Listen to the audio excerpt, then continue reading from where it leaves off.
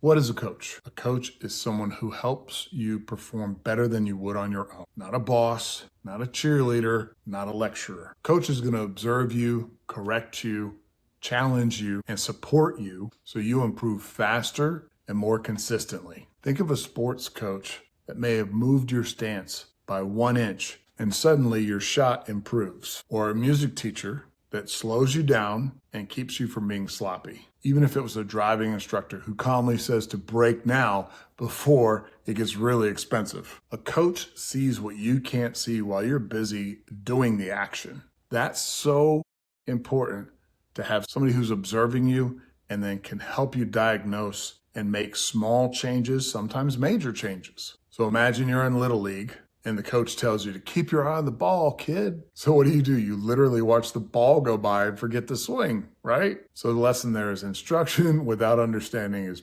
completely useless. Coaching is about translation and transformation, not just instruction. Another one is when you learn how to ride a bike without training wheels and your dad or your friend or your mom says, "You're doing great, kid." You feel confident until you realize that person let go a long time ago and you do the speed death wobble right into the mailbox. So the lesson there is a good coach knows when to hold on and when to let go. Maybe you had that school talent show disaster. You practiced singing in your bedroom for weeks. You sounded amazing. In the bathroom, on stage, your voice cracks, you panic, and you freeze. If only somebody said, practice in front of real people before the event. So the lesson there is coaching can simulate pressure before the real thing. These stories are all funny, but they reveal something serious. Coaching prevents avoidable mistakes, helps you get to the end result faster. And in sales today, avoidable mistakes are expensive. So today we're going to discuss why coaching in sales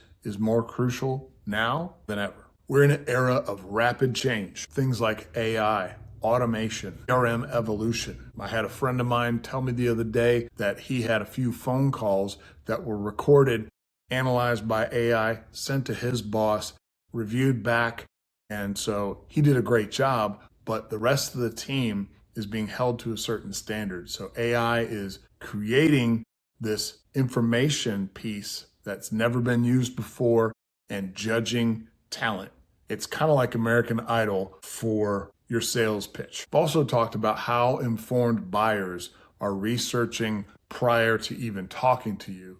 So they have more information than they've ever had before. So it's very, very critical to know that your buyers are very smart. And think about everything that's happening right now, shorter attention spans. So things have to be very, very tight and concise. Sometimes the longer form works. Other times, and most times, it's very, very quick, tight. It's like that TikTok timeline. And of course, now more than ever, remote and hybrid selling. When you're in front of somebody, when you're on the phone, when you're in a Zoom call, when you're doing a demonstration, all of that matters. And you need coaching to help you along because there's a lot of things that possibly could be a very expensive mistake in that area. Coaching is not optional. It's a revenue multiplier that you must integrate into your business. So we're going to break this down in a 101, 102, 103 style and method. Simple, aggressive, and practical. So sales coaching 101, let's start with the who. On this foundational level, we're going to keep it very simple and basic. The who is the new reps that are in your organization.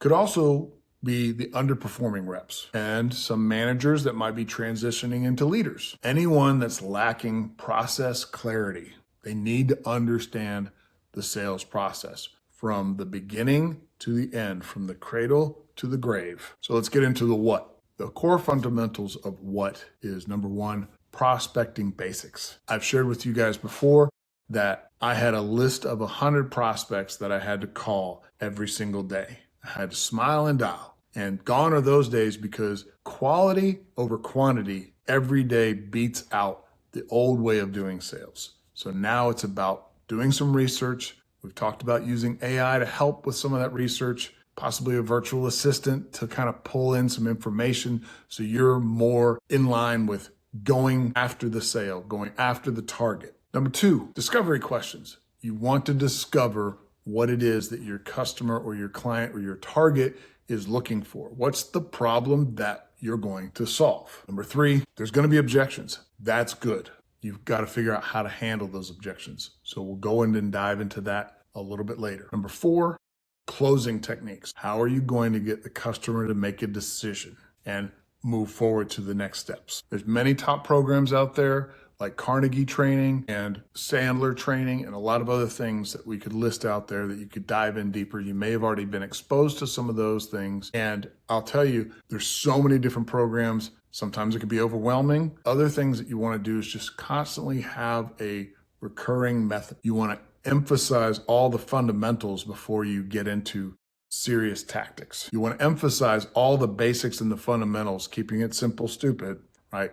With the KISS principle, and before you jump into advanced tactics. Got to build that foundation first. So when are you wanting to do this? Start with the onboarding process. Within the first 90 days, that sales rep, that manager that's transitioning into leadership, that underperforming rep needs to be involved in the program and get started quickly. And of course, if and when conversion rates drop, it's time to retool, retweak, and make sure that we're not missing an opportunity, and all of the challenges that we have can turn into those opportunities. So the where, a lot of times people wonder, where should this happen? There should be some one-on-one sessions, and that could be remote, that could be in the office, your choice. You want to do some call reviews like I referred to earlier, whether or not you're using AI or you're just kind of listening in, doing some role play possibly. Ride-alongs or Zoom shadowing where it's remote and you can have somebody in there or just being in the same office while you're doing a call.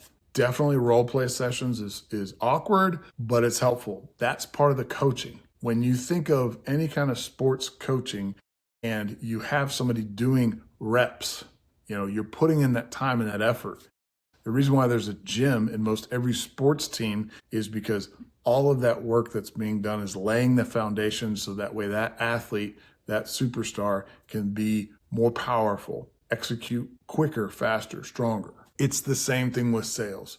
You've got to put in the reps. You've got to get somebody that's on board in the first 90 days, feeling comfortable, confident, and being clear on what their objectives are. Why? Because as we've all heard, fundamentals win championships. So utilizing the KISS principles, if they can't book a meeting, it's a problem. If they can't run structured discovery to find out what the problem is, the real pain point of the customer, they're not offering a solution that's going to effectively get the customer to make that decision to choose your product, your solution. If they don't know how to ask for the business, there's so many people that get to the end of a wonderful presentation, they've done a great job, they put all the information out there, and they just simply don't ask for the business. That is a cardinal sin. That is an absolute no. That is a flag on the play.